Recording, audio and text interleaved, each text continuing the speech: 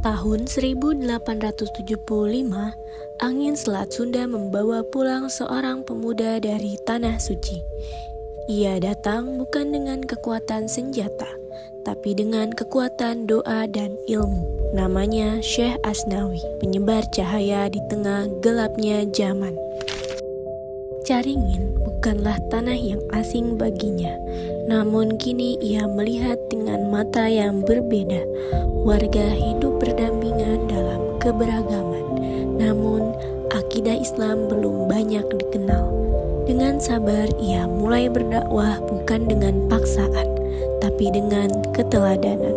Kala itu, pengajian malam hari di rumah Syekh Asnawi, seorang dukun tua muncul dari kegelapan, mendekat dengan wajah yang resah.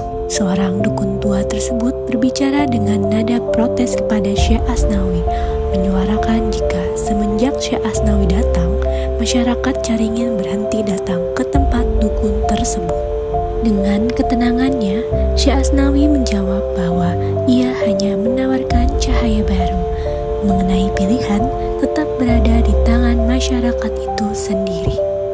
Pada awal tahun 1883, ketegangan semakin memuncak.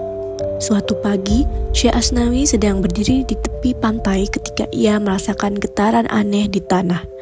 Kelelawar-kelelawar mulai berterbangan, padahal masih pagi hari. Burung-burung laut pun terbang dalam formasi yang tidak biasa.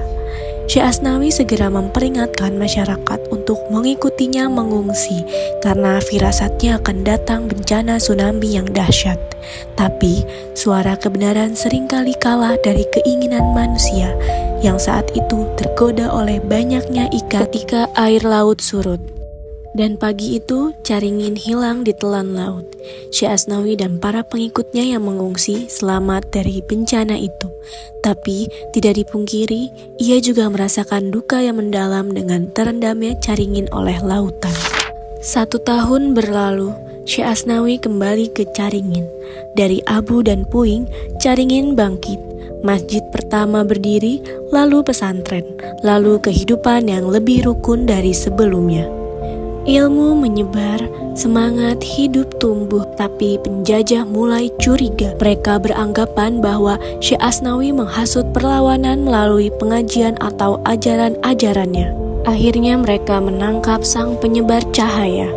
Perwira Belanda kemudian datang menantang Syekh Asnawi untuk menebak isi kuburan di halaman.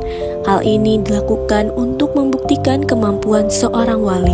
Syekh Asnawi menjawab dengan tenang bahwa yang dikubur adalah ikan lindung. Hal itu terbukti ketika kuburan digali.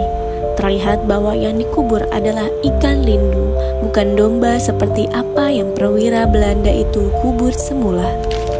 Akhirnya Syekh Asnawi dipulangkan ke Caringin. Hingga usia 87 tahun, ia tetap berdiri di mimbar. Hingga akhir hayatnya, ia tetap menyinari dunia.